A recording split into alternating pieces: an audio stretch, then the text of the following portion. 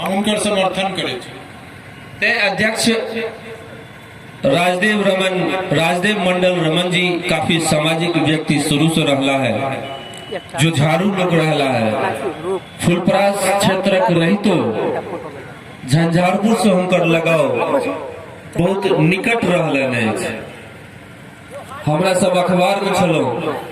तहिका सबसे संपर्क छले,